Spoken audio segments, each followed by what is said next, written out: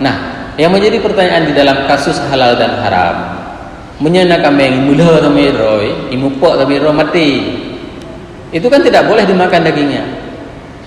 Boleh enggak dipakai kulitnya? Itu pertanyaan halal haram yang harus kita ketahui. Kulitnya dan semua unsurnya yang lain boleh. Ya, nyana lungke dan nak pakai je, tapi kan kopi rukok lungke sih. Ya. Tanduknya, lembu, misalnya apa, misalnya semua unsur lain bulunya itu boleh dipakai. Yang tidak boleh dimakan dagingnya. Ya. Kenapa?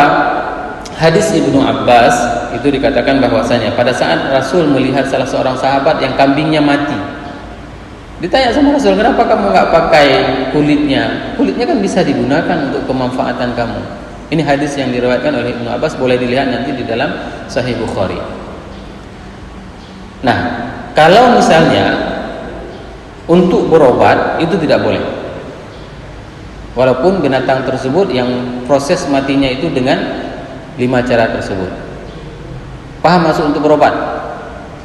Nyodro pulih sakitnya, dengan laginya. Itu tidak boleh.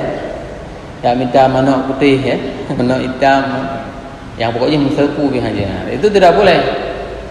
Itu dinamakan sudah menjadi syirik. Ya, untuk berobat az-zabahah, sembelihan untuk berobat itu sama sekali tidak dibenarkan. Pembahasan kedua di dalam buku halal haram fil Islam yaitu as-sayd, yaitu binatang buruan. Binatang buruan ini hanya berlaku untuk binatang darat. Nah, jangan pernah punya kelebihan waktu lebih waten urun ron nak sembelih untuk tongkol hana ubena binatang di laut mandum halil. Ya, semua binatang di laut itu halal tanpa harus disembelih. Itu baik nak sembelih untuk muluh untuk urung ron bismillahirrahmanirrahim Allahu akbar nak kong ke muluh hana laut lagi yang si ubena binatang ni mandum halil hana payah disembelih, kecuali memang yang diharamkan seperti yang buas-buasnya. Ya, ini aturan yang pertama. Aturan kedua, binatang darat. Binatang yang di darat itu yang diharamkan itu adalah binatang yang kotor, sebagaimana Allah berfirman dalam surah Al-A'raf, ya, bahwasanya binatang yang diharamkan itu adalah binatang yang kotor. Di sini terjadi perselisihan pendapat para ulama, binatang yang kotor itu seperti apa. Nah, di dalam sebuah hadis itu yang dalam hadis Sahih Bukhari dan Muslim itu dikatakan keledai itu salah satu binatang yang diharamkan karena dia memang kotor. Ya, keledai. Dan kita tidak ada keledai di sini. Itu hanya binatang yang ada di Timur Tengah. Binatang yang diibaratkan di dalam Al-Quran karena kedunguannya, karena kebodohannya, dan dia tidak tahu apa yang dia bawa. Kapan dia berteriak? Pada saat dia lapar. Ya, banyak orang berteriak saat lapar kan? Banyak sekali orang yang berteriak saat lapar, mengkritisi pemerintah. Ya, kritik pemerintah, sangat kritis dia, mengkritisi para pejabat. Lapar rupanya. Begitu disuap sama pemerintah, begitu dikasih makanan, udah sama kayak redai dia. Laginya hijau jabatan, laginya hijau peng, laginya hijau bujuk proyek pemerintah katain. Ya, ini yang diumpamakan dengan keledai. Binatang yang berteriak tok gara-gara lapar. Uberia tu keledai menandingan ni kemo aron. Uberia tu gabuk kan li. Dan Luqman sendiri, Luqmanul Hakim itu mengatakan bahwasanya kenapa suara yang terjelek itu adalah suara keledai. Ya, karena dia bersuara bukan karena Allah, dia bersuara karena perutnya. Begitu dikasih makan sama tuannya, diam dia, selesai permasalahan. Dan umat Islam bukan seperti itu. Kita tetap akan menyampaikan yang benar walaupun kita itu dibilang macam-macam.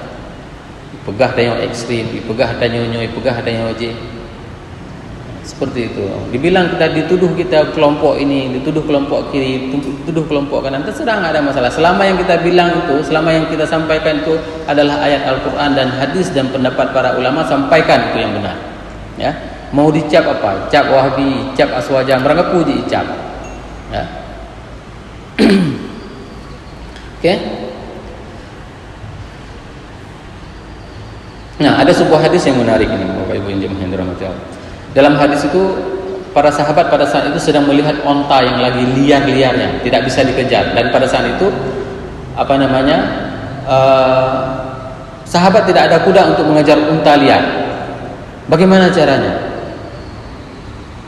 Nah, ini unta liar bisa lari hilang, ya kan? Para sahabat pada saat itu memanahnya sehingga dia mati. Boleh enggak dimakan? Boleh. Syarat ya, yang liar. Kalau ada misalnya lembu yang klip ya, lembu yang klip, iplung, hana doa cara aja, boleh dimatikan secara dengan benda alat tajam. Kalau dia belum mati, boleh potong lagi. Oke. Itu hadis yang ada di dalam Sahih Bukhari. Nah, sekarang menjadi permasalahan ini, fenomena terjadi tidak di Aceh. Kalau misalnya Bapak Ibu jamaah yang dirahmati Allah ini tinggal di luar negeri, ya. Bagaimana dengan sembelihan ahlul kitab? Ini menjadi permasalahan. Siapa yang dimaksud dengan ahli kitab? Saya hanya ingin menjelaskan ada dua pendapat ulama. Bijaklah kita dalam menerimanya. Ya, jangan vonis, jangan klaim.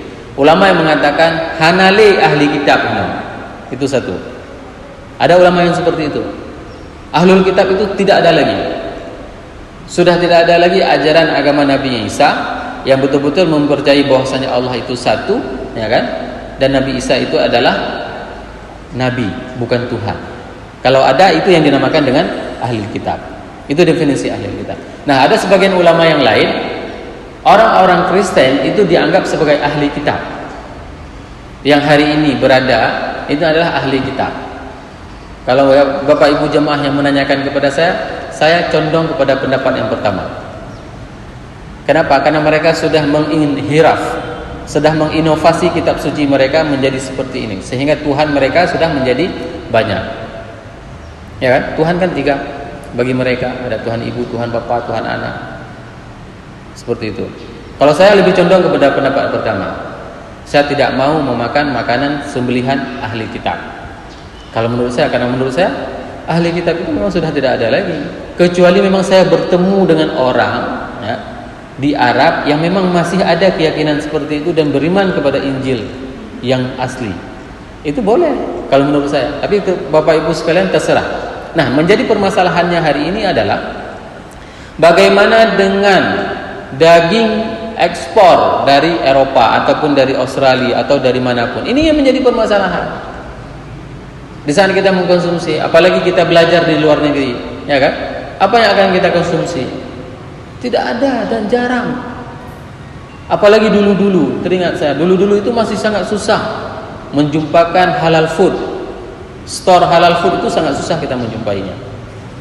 Alhamdulillah, saya pernah mengalami hal seperti ini dulu. Tahun 2007 saya dapat short course di Virginia, di Amerika. Pergi seperti itu. Jalan dari Virginia ke Washington itu menghabiskan waktu sekitar 3 jam, 2 jam 45 menit, tergantung bagaimana kecepatan jalannya. Nah, di perjalanan itu kita berhenti mau makan, semuanya dog. Ya, ada mendu dulu. Anda bayangkan kalau kade tengah jalan, ni hanya dapat jauh cikok tu. Yang ada pilihan cuma satu. Apa pilihannya? Fish, ikan. Dan saya yakin sekali, ikan itu icruh ya, digorengnya dengan minyak itu juga. Tapi karena mudarat, ya, darurat tadi, ya udah makan secukupnya saja untuk tahan hidup. Dan niatkan Bismillah. Nah, niatkan Bismillah. Kalau ada pilihan seperti itu, pilih. Nah, ada sebagian ulama yang mengatakan masih ada ahli kitab. Mereka mengatakan halal semua daging yang halal apabila mereka yang sembelih. Ya, boleh ambil pendapat itu. Kalau udah mudarat, pakai pendapat yang kedua. Seperti itu. Karena ada pendapat ulama yang masih menganggap mereka itu adalah ahli kitab. Nah, itu fenomena yang terjadi tahun 2007. 2019 Saya dapat short course juga di Inggris. Kebetulan memang tinggalnya di Cambridge. Di Cambridge itu banyak sekali halal food. Kalau kita mau beli ke supermarket itu ada halal food. Orang sembelih kambing dengan syar'i, lembu dengan syar'i, semua dengan syar'i, dan tidak akan terkontaminasi kita dengan makanan dari orang-orang kafir. Ini jauh lebih selamat kita.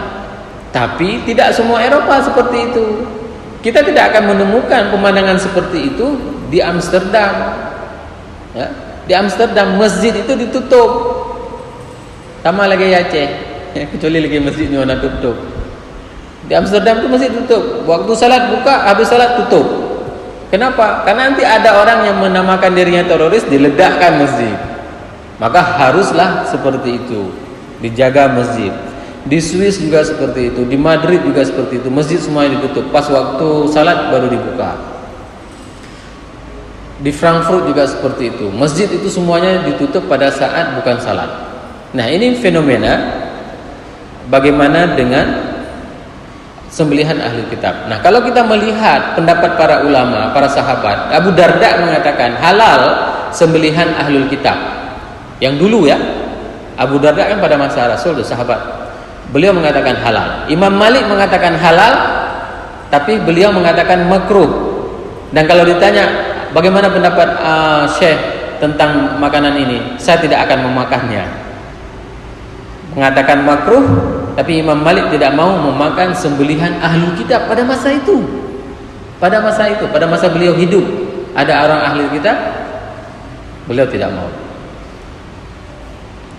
Nah, bagaimana dengan berburu dengan anjing? Ini menarik dan ini paling banyak.